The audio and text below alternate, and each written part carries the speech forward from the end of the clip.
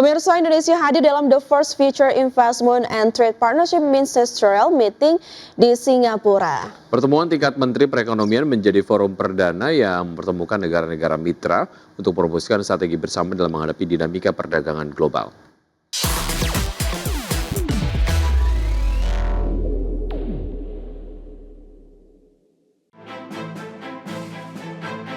Menteri Koordinator Bidang Perekonomian Erlangga Hartarto mewakili Indonesia hadir dalam forum The First Future Investment and Trade Partnership Ministerial Meeting di Singapura.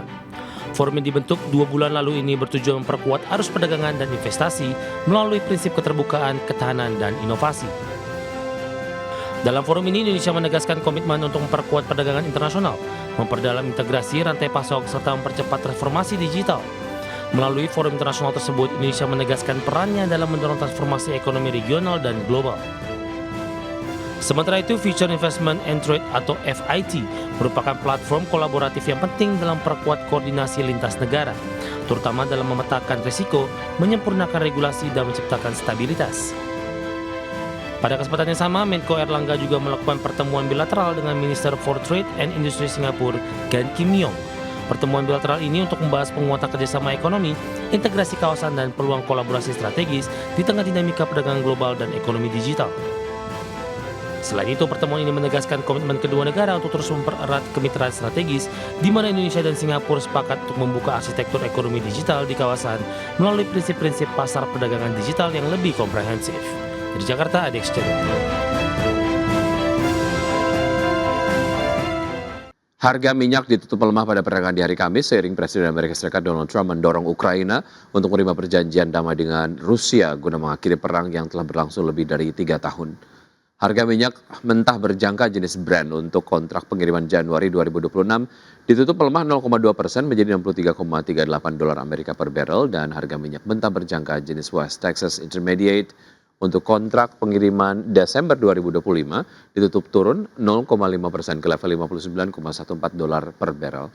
Harga minyak sempat menguat di awal sesi, terdorong laporan penurunan stok minyak mentah Amerika yang lebih besar dari perkiraan.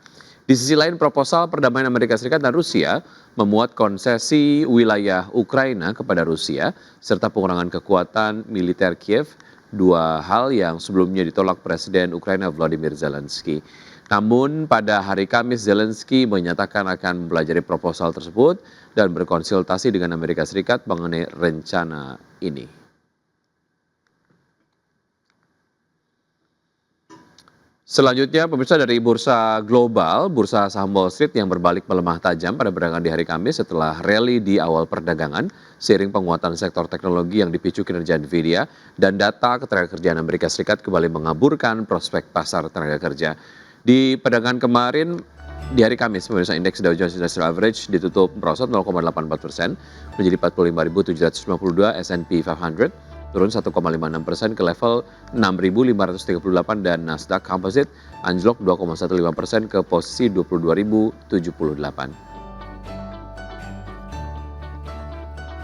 Sementara itu dari Eropa, bursa ekuitas Eropa menguat terdorong laporan keuangan Nvidia yang kembali menenangkan kekhawatiran tentang potensi gelembung kecerdasan buatan. Namun sebagian kenaikan terpangkas menjelang akhir sesi karena ketidakpastian terkait dengan arah kebijakan moneter Amerika Serikat.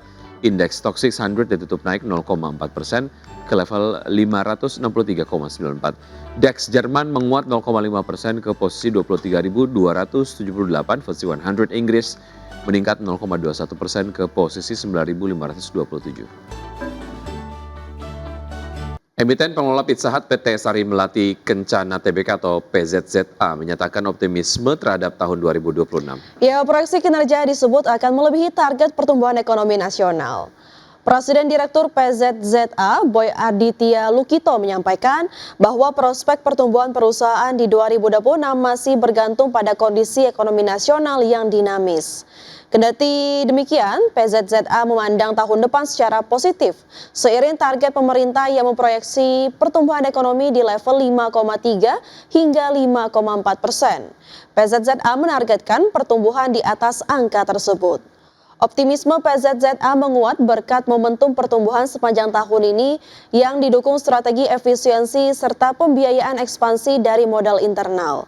Perusahaan menegaskan seluruh penghematan operasional akan kembali direinvestasikan untuk memperkuat aset perusahaan. Saat ini PZZA mengoperasikan hampir 600 gerai di 36 provinsi. PZZA fokus melanjutkan program renovasi gerai sebagai strategi utama ekspansi. Setelah sempat tertunda pada masa pandemi, program renovasi kembali digencarkan sejak 2023 dengan progres yang terus meningkat hingga 2025. Pada 2026, perusahaan menargetkan renovasi yang lebih agresif agar mendorong kenyamanan konsumen dan meningkatkan kunjungan. Posisi anggaran pendapatan dan belanja negara atau APBN hingga 31 Oktober 2025 mengalami defisit hingga 479,7 triliun rupiah. Ya, posisi tersebut setara dengan 2,02% terhadap produk domestik bruto.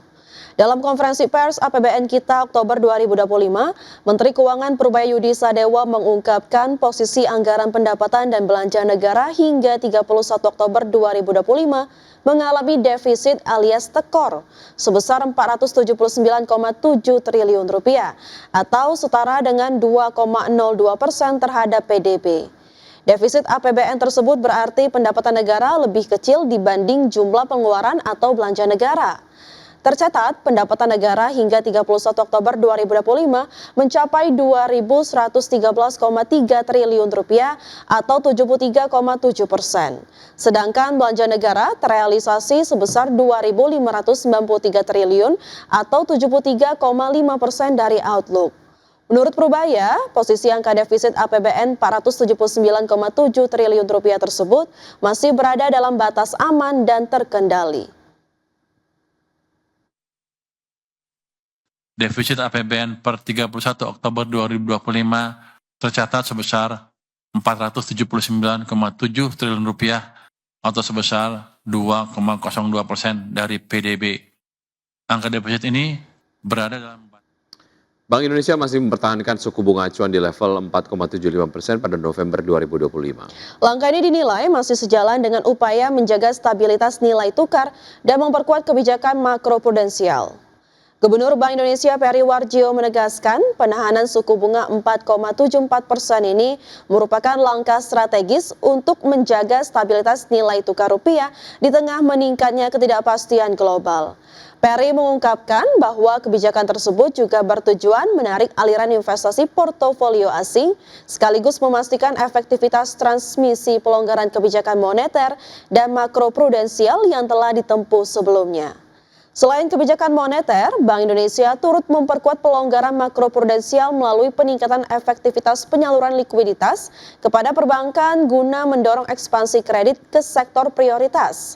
Kedepan, Bank Indonesia terus mengkaji ruang penurunan suku bunga dengan mempertimbangkan proyeksi inflasi 2025 sampai 2026 yang berada pada kisaran 2,5% plus minus 1%.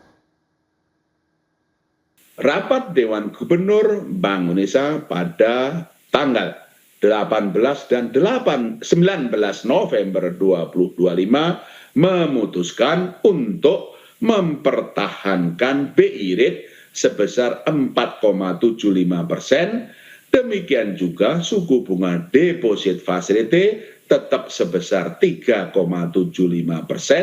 dan suku bunga lending facility tetap sebesar 5,5%.